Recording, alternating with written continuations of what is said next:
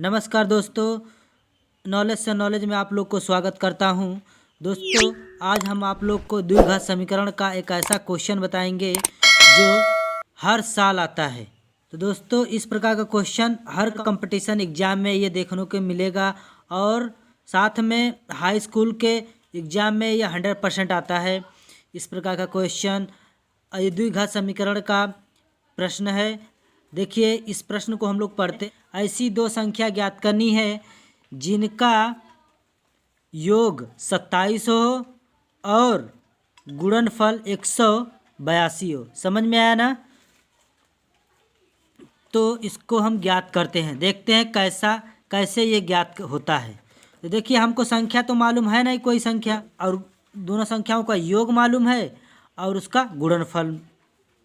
बात समझ में आई ना? तो दोस्तों, हम लोग रफ कार्य में समझते हैं कि यह कैसे क्या कह रहा है पहले, फिर इसके बाद हम इस क्वेश्चन को सॉल्व करते हैं। तो देखिएगा, ऐसी दो संख्याएं ज्ञात कीजिए जिनका योग कितना हो 27 हो और गुणनफल कितना हो 182 हो। तो देखिए, हम लोग को दो संख्या तो मालूम है नहीं, ठीक है।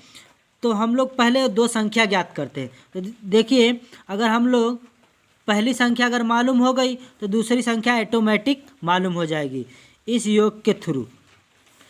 मान लिया कि पहली संख्या हम लोग का क्या है, जैसे कि 20 है मान लिया, ठीक।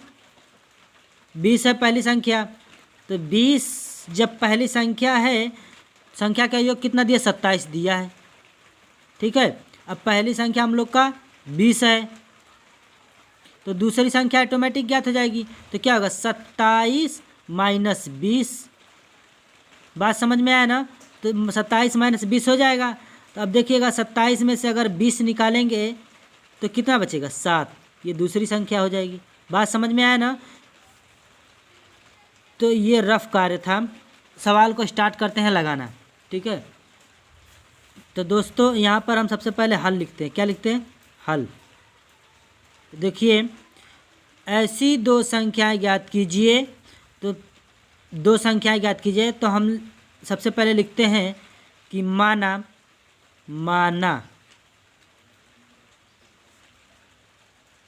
पहली संख्या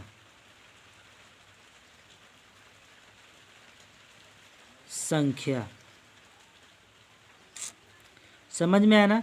माना पहली संख्या यक्स। बात समझ में आई ना?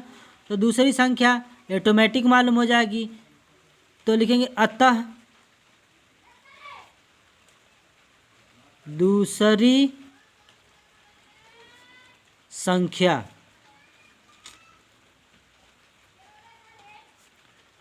बराबर 27। और देखिए, 27 योग है। अब पहली संख्या निकाल देंगे तो दूसरी संख्या हम लोग का ऑटोमेटिक मालूम हो जाएगा। तो दूसरी संख्या हम लोग का क्या हो 27 माइनस यक्स हो जाएगा, ठीक है। तो इतना समझ में आया ना? तो इसके बाद हम लोग क्या करते हैं, अब प्रश्न को पढ़ते हैं, प्रश्न के अनुसार क्वेश्चन को लगाते हैं। तो देखिएगा, ऐसी दो संख्याएं ज्ञात कीजिए। हम लोग को दो संख्या ज्ञात हो गई है माना में। फिर इसके बाद जिनका योग 27 हो और गुणनफल 182 हो, ठीक है। तो देखिएगा,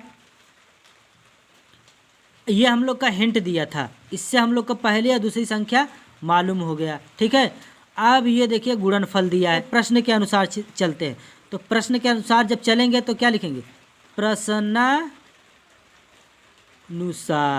क्या लिखेंगे? प्रश्नानुसार। प्रश्नानुसार लिखा तो देखिए, इन दोनों पहली और दूसरी संख्याओं का गुणनफल कितना है 182।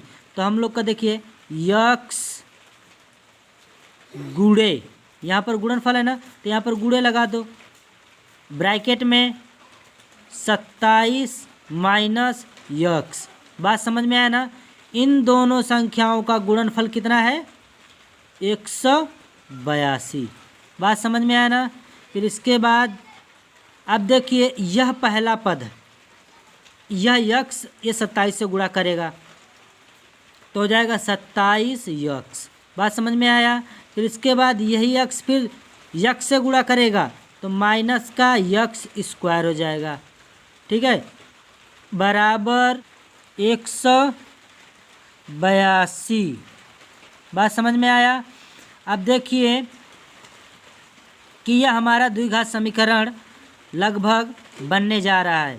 तो देखिए अब इसको हम ठीक ठाक थोड़ा करेंगे तो द्विघात समीकरण बन जाएगा। तो देखिए ये एक्स स्क्वायर है ना कि माइनस एक्स स्क्वायर, और ये बीच में रहेगा प्लस 27 एक्स, और इसको इधर लेकर आएंगे तो ये भी माइनस में हो जाएगा 182 इज इक्वल टू 0। बात समझ में आया ना। लेकिन ध्यान दें कि यहाँ पर माइनस पहले है तो इसको हम प्लस बनाएंगे। तो जब हम प्लस बनाएंगे तो माइनस को बाहर ले लेंगे। जब ये माइनस को बाहर लेंगे तो ये माइनस ये पूरा है। अब इस ये माइनस एक बाहर ले लेते हैं तो ये हो जाएगा एक्स स्क्वायर, प्लस में हो जाएगा, माइनस माइनस का गुणा होगा तो ये प्लस हो जाएगा, फिर प्लस और माइनस का गुणा होगा तो माइनस हो जाएगा 27 एक्स। और ध्यान दें फिर इसके बाद माइनस माइनस का गुणा होगा तो क्या होगा, प्लस हो जाएगा 182 बराबर 0। यह माइनस इससे जाकर गुणा करेगा तो यह हट जाएगा, तो x square minus 27 x plus 182 is equal to 0। द्विघात समीकरण बन गया। तो अब हम क्या करेंगे कि द्विघात समीकरण जब बनता है ना, ये इन दोनों को आपस में गुणा कराते हैं। जब इसका हम गुणा कराएंगे, अब यह जब गुणा करने के बाद जो आती है संख्या उसमें एक अचर का, जैसे इसका गुणा कराते हैं एक्स स्क्वायर 182 बराबर 182 एक्स स्क्वायर। बात समझ में आया ना। फिर इसके बाद 182 का ऐसा हम लोग खंड करेंगे कि हम लोग को जोड़ने व घटाने पर 27 आना चाहिए और गुणा करने पर 182 आना चाहिए।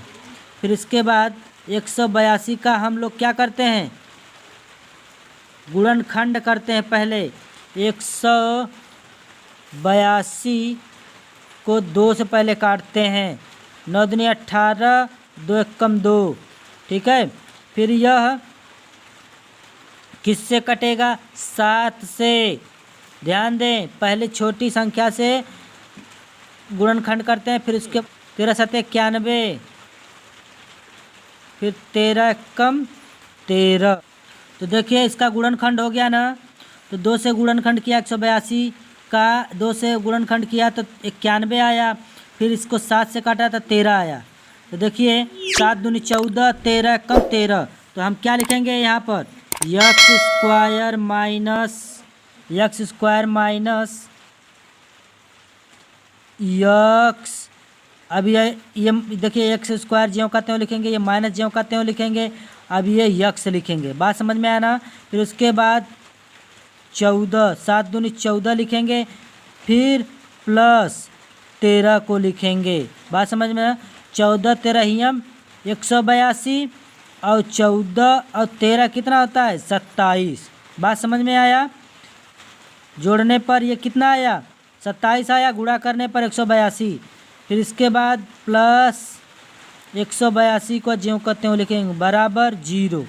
फिर इसके बाद ये एक्स स्क्वायर माइनस 14 का और एक्स का जब गुणा करेंगे तो देखिए यहाँ पर माइनस है तो प्लस यहाँ पर छिपा है, प्लस और माइनस होगा तो ये हो जाएगा 14 गुणे एक्स करेंगे तो 14 एक्स आएगा। फिर ये माइनस और प्लस का गुणा होगा तो माइनस हो जाएगा, तो ये हो जाएगा 13 गुणे एक्स, 13 और एक्स का गुणा होगा 13 एक्स आ जाएगा। बात समझ में आया। फिर इसके बाद प्लस 182 बराबर 0 लेंगे। क्या लेंगे, कामन। और कामन किस प्रकार लेंगे, देखिए ये 2 पद बना, ये 2 पद बना, एक कामन लेंगे। तो देखिएगा यहाँ पर यक्स कामन मिल रहा है तो यक्स माइनस 14 बचेगा। इसी प्रकार माइनस इसमें क्या लेंगे, 13 कामन लेंगे। तो देखिए यहाँ ना तो क्या आया यक्स। अब देखिए प्लस और माइनस का जब गुणा होगा तो क्या आएगा, यहाँ माइनस आएगा, ठीक है। फिर इससे 14 आ जाएगा। Is equal to 0। और ध्यान दें, जैसे इस ब्रैकेट में आया ना, सेम उसी प्रकार इस ब्रैकेट में आना चाहिए। अगर दोनों ब्रैकेट सेम नहीं है तो क्या होगा, सवाल गलत है। तो यहाँ पर दोनों ब्रैकेट सेम है, इसीलिए हम लोग का सवाल सही है। तो देखिए इन दोनों में से एक कॉमन ले लेंगे तो ये आ जाएगा x माइनस 14। फिर जो बचेगा उसको कॉमन उसको हम लिख लेते हैं x माइनस 13 बराबर 0। अब देखिए कि हम लोग को संख्या ज्ञात करना था ना, तो एक पद को 0 के बराबर में रखते हैं। तो देखिए यदि x minus 14 is equal to 0, तो x, अब देखिए x माइनस 14 बराबर के दाएं तरफ ले जाएंगे, पक्षांतर करेंगे तो माइनस में है तो वो प्लस में आ जाएगा। बात समझ में आया? एक आंसर ये आया। फिर इसके बाद यदि x माइनस 13 को बराबर के 0 के बराबर रखते हैं तो क्या होगा, x इज इक्वल टू, जब माइनस 13 को बराबर के दाएं तरफ लेकर चलते हैं तो ये भी प्लस में आ जाएगा। बात समझ में आया? एक आंसर ये हो गया।